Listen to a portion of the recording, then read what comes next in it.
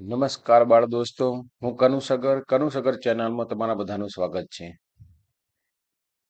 આ ચેનલ ઉપર જે કોઈ નવા આવ્યા છે તેઓ આ ચેનલને જરૂરથી સબસ્ક્રાઇબ કરે, જેથી કરીને તમને નવા નવા વિડીયોનું અપડેટ મળતું રહે. જે જોડાયેલા છે તે અને જે નવા આવેલા છે તે બધાએ શેર, લાઇક અને સબસ્ક્રાઇબ કરવાનું ભૂલતા નહીં. સ્વાધ્યાયન પોથી ભાગ 2 ના પાઠ નંબર 3 અમારી કામધેનુ એનું આપણે સમજૂતી જોવાના છીએ. પ્રશ્ન 1 છે કે સ્થાનિક ભાષાના શબ્દો. એટલે ઘણા બધા એવા શબ્દો છે કે જે પોતાના જ વિસ્તારમાં બોલાતા હોય એવા શબ્દોને સ્થાનિક ભાષાના શબ્દો આપણે ગણીશું. તો ઉબેલ, લાયણી, ચંદી, ખરેરો, કાઢો, શેળકઢું, ઠાઠડી, બાફલો, કાવો, વરાડિયું. પ્રશ્ન નંબર 2 છે ઉદાહરણ મુજબ લખો. દૂધમાંથી દહીં, બરફમાંથી પાણી, દહીંમાંથી છાશ, છાશમાંથી માખણ, માખણમાંથી ઘી, ઘીમાંથી તાવણ, ચણાના લોટમાંથી ભજીયા, ગોટા, ઘઉંના લોટમાંથી રોટલી, પૂરી, ઘણી બધી વસ્તુ બની શકે છે. પ્રશ્ન નંબર 3 છે વાક્યો સામે કૌંસમાંથી સાચો શબ્દ પસંદ કરી લખો. પોતાના દેશમાં બનેલું અને સ્વદેશી કહેવાય. એમ 1 પોતાના પર કાબુ ધરાવતા હોય સ્વનિયંત્રણ, પોતે જ કમાતા હોય એને સ્વરોજગારી, હું મારી સુરક્ષા કરી શકું છું એ સ્વરક્ષણ કહેવાય. આજે મેં પરીક્ષા આપી સ્વમૂલ્યાંકન, મેં મારી જાતને ઉગારી લીધી સ્વ બચાવ. પ્રશ્ન નંબર 4 કૌંસમાંથી પસંદ કરી વાક્યો સામે બંધ બેસતો શબ્દ જે ગોળ આપ્યું છે એમાં લખવાનું છે. ઉપર કૌંસમાં શબ્દો પણ આપેલા છે, તમે જોઈ શકો છો અહીંયા. 1 ગાય કે પશુઓને સૂકા યા પલાળીને આપવામાં આવતા બાજરી, ચણા તો એને ચંદી કહેવાય. લીમડાની છાલ, તુલસી, ગિલોય વગેરેને ખૂબ ઉકાળીને ઠંડો કરીને પીવાથી શરદી તાવ મટે છે એને કાવો કહેવાય. 3 કાચી કેરીને છોલીને ગોળ નાખીને બનાવેલું શરબત એટલે કે બાફલો. ચકલીઓ કે પક્ષીઓને આપવામાં આવતા અનાજના દાણા ચણ. ચોખા ચણાની દાળના લોટનું ખીરું બનાવીને આથો લાવીને બને છે હાંડવો. ઘણા બધા શાકભાજીઓને વરાળથી પકાવીને બનાવતી વાનગી વરાળિયું. લોટ શેકીને ગોળ નાખીને ગરમ કરેલું પાતળું પીણું એટલે રાબ. 7 પ્રકારના અનાજ કઠોળ બાફીને બનાવતી વાનગી એને ખીચડો કહેવાય. 9 આયુર્વેદિક વસ્તુઓ જેવી કે ફુદીનો, સંચળ, બલદાણા, આદુ, લીંબુ ઉકાળીને બનાવવામાં આવતું પીણું ખાસ કરીને કાશ્મીર અને જૂનાગઢમાં પ્રખ્યાત છે એને કાઢો કહેવામાં આવે છે. ઘઉંના પોંક અને ગોળમાંથી બનાવાતી વાનગી એને જાદરિયું. શાકભાજીને ઘટ પ્રવાહી બને ત્યાં સુધી ઉકાળી બનતી વાનગી એને ઘૂંટો કહેવાય. તો આને આપણે એવું કહી શકીએ કે શબ્દ સમૂહ માટે એક શબ્દ કહેવામાં આવે છે. પ્રશ્ન 5 છે કોષ્ટકમાંથી શબ્દ શોધી તે શબ્દનો વિરોધી અર્થ ધરાવતી વાક્ય રચના બનાવો. આપણે અહીંયા મેં તમને કરી બતાવ્યું છે. અહીંયા ઊંધું વાંચીએ તો કોલાહલ છે, ઈષ્ટ છે, આ સફળ છે, નીચે જન્મ છે, આ નિયમિત છે, આ ક્ષણિક છે, શોક છે, વેળા અને કવેળા બંને અહીંયા શબ્દો આપેલા છે. એ સિવાય આપણે અહીંયા શોષણ એવો શબ્દ લઈ શકીએ અહીંયા જે એક રહી ગયું છે તે. તો અહીંયા આપણે સરસ મજાના વાક્યો પણ બનાવ્યા છે. કોલાહલ બાળકો પ્રાર્થનામાં શાંતિથી બેઠા હતા. તો અહીંયા આપણને ઉપર સૂચના આપી છે કે શબ્દ શોધી તે શબ્દોનો વિરોધી અર્થ ધરાવતી વાક્ય રચના બનાવવાની છે. બરાબર ને બાળ દોસ્તો? ઈષ્ટ કોઈએ કોઈનું પણ અનિષ્ટ ન કરવું જોઈએ. નિયમિત કામ ન કરવું પડે માટે ઘણા લોકો ઓફિસે અનિયમિત આવતા હોય છે. શોક પોતાનો નંબર પ્રથમ આવવાથી રાહુલ આનંદમાં આવી ગયો. વેળા કોઈ પણ સારું કામ કેવળાએ કરવામાં આવતું નથી. સફળ મહેનત કરનાર ક્યારે નિષ્ફળ થતા નથી. કવેળા સારા કામો વેળાએ કરી લેવા જોઈએ. જન્મ માણસોએ મૃત્યુનો ભય ન રાખવો જોઈએ. ક્ષણિક ઘણા લોકોનું જીવન લાંબુ હોય છે. બરાબર. અહીંયા જે શોષણ શબ્દ છે એનું પોષણ પણ તમે લઈ શકો છો અને એમાં વાક્ય બનાવવું હોય તો એવું બનાવી શકાય કે કુદરત છે ઘણા બધા જીવોનું પોષણ કરનારી છે. બરાબર ને? ચલો પ્રશ્ન 6 રેખાંકિત કરેલા શબ્દો જે આને નીચે લીટી દોરેલા હોય અને રેખાંકિત કરેલા શબ્દ ગણવામાં આવે છે. હવે એના અર્થ જે છે કૌંસમાંથી શોધીને આપણે ઉદાહરણ 2 આપેલા છે એ પ્રમાણે આપણે લખવાનું છે. જેમ કે કૃષ્ણ યોગી રહેજો આમ અંતરમાં, તો અહીંયા અંતરનો અર્થ થાય છે હૃદય. કમળાપુરથી ગાંધીનગરનું અંતર 200 કિલોમીટર દૂર છે, એનો અર્થ રસ્તાની લંબાઈ. બાળ દોસ્તો, બંને અક્ષરો સરખા છે, બરાબર, પણ એમાં અર્થ ભેદ છે. બસ એટલું સમજવાનું છે કે કયો શબ્દ ક્યારે કયા વાક્યમાં કેવા અર્થમાં વાપરેલો છે, એના આધારે એ અર્થ નીકળતો હોય છે.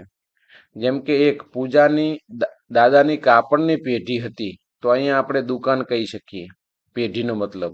જ્યારે બીજા વાક્યમાં છે કે બોડી ગાયની ત્રીજી પેઢીની વાસળીનું નામ રમલી હતું, અહીંયા પેઢીનો અર્થ થાય છે વંશ વેલો અથવા વારસો કહી શકીએ. બે, માની મમતાનો કોઈ પાર હોતો નથી. મમતા એટલે અહીંયા એનો અર્થ થાય છે પ્રેમ. કઠિયારાની દીકરીનું નામ મમતા હતું, અહીંયા મમતા એ છોકરીનું નામ છે. શાકમાં મીઠું ઓછું હોય તો મજા આવે નહીં. મીઠાને લવણ કહેવામાં આવે છે અને એને હિન્દીમાં નમક કહેવામાં આવે છે. અરે આ તરબૂચ તો બહુ જ મીઠું છે, અહીંયા મીઠું એટલે મધુર, મીઠાશ જેનામાં હોય તેવું, ગળ્યું, એના અર્થમાં લખવામાં આવ્યું છે. વેપારમાં આ વખતે બહુ મોટી ખોટ આવી. ખોટ એટલે નુકસાન. આવો આવો, તમારી જ ખોટ હતી, તો અહીંયા ઉણપની વાત છે. 5, ખેડૂત પોતાના ખેતરમાં ખાતર ભરી ખેતી કરે છે. ખેતર સુધારવા નખાતો પદાર્થ, એમાં તમે રાસાયણિક પણ લઈ શકો ને છાણિયું ખાતર પણ લઈ શકો. એનો અર્થ એ છે, લૂંટારાઓએ શેઠના ઘરમાં ખાતર પાડ્યું, તો ખાતર પાડી એટલે કે ચોરી કરવી. બોળી ગાયને બા રોજ લીલો ચારો ખવડાવે, જે સૂકો નહીં તેવા ચારાને લીલો ચારો કહેવામાં આવે, લીલો. પોપટનો લીલો રંગ કેવો સુંદર હોય છે, તો લીલો એ કલરનું નામ છે. તો બાળ દોસ્તો, તમે જોઈ શકો છો કે આની અંદર દરેકના સરખા જ શબ્દો છે, તેમ છતાં તેમના વપરાયેલા વાક્યના આધારે એનો અર્થ બદલાઈ જતો હોય છે. પ્રશ્ન 7, આપેલા વાક્યોમાં શબ્દો આડાઅવળા થઈ ગયા છે અને ફરીથી સાચી રીતે ગોઠવીને લખવાના છે. એક, પીપળાનું દિવસે છે વટ સાવિત્રી કરે સ્ત્રીઓ પૂજન ગામની. આમ વાંચીને તો ખ્યાલ આવી જાય. વટ સાવિત્રીને દિવસે ગામની સ્ત્રીઓ પીપળાનું પૂજન કરે. અને ગઈ મને પૂરો મારો નોકરી અભ્યાસ થયો મળી. મારો અભ્યાસ પૂરો થયો અને મને નોકરી મળી ગઈ. મહિને આવતા ગાયના 25 દૂધના રૂપિયા લાયણીના, એટલે ગાયના દૂધની લાયણીના મહિને 25 રૂપિયા આવતા. 4, સંક્રાંતિના દિવસે લોકો એને ઘૂઘરી ખવડાવે. પ્રશ્ન નંબર 8, એકમના આધારે વાક્ય ખરું છે કે ખોટું તે લખવાનું છે. 1, કાઠિયાવાડી ગાયનું નામ બોડી પાડેલું, જે ખરું છે. 2, બોડી ગાય કુટુંબની ખરેખર કામધેનુ હતી, સાચું એટલે કે ખરું છે. 3, સારા નરસા પ્રસંગે લોકો બોડીનું દૂધ લેવા આવતા, દૂધને પણ છાણ લેવા આવતા, એટલે આ વાક્ય ખોટું છે.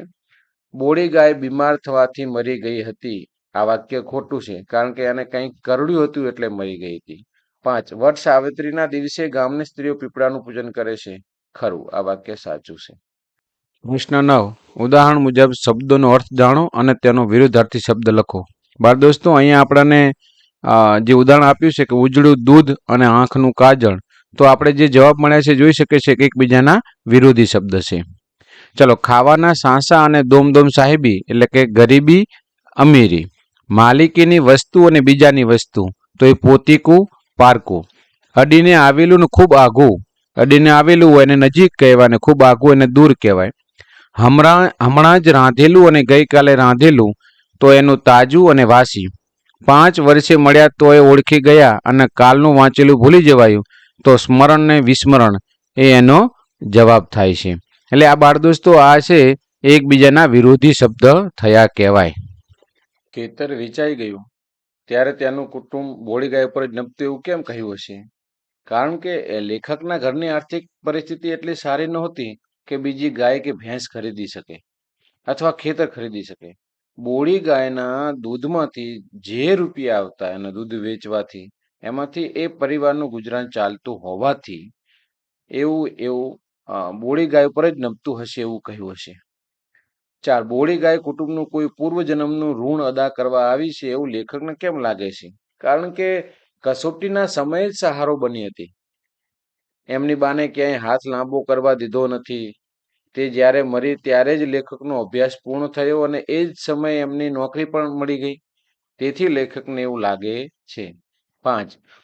બોડી ગાયના સ્વભાવની શી વિશેષતા હતી?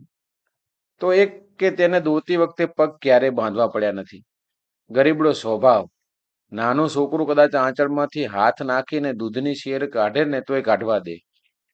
એ સિવાય પોતી ચોખ્ખી રહે, એના વાસણાને ચોખ્ખા રાખે અને આજુબાજુનું એને બધું ચોખ્ખું ગમતું હતું. અને પાર્ક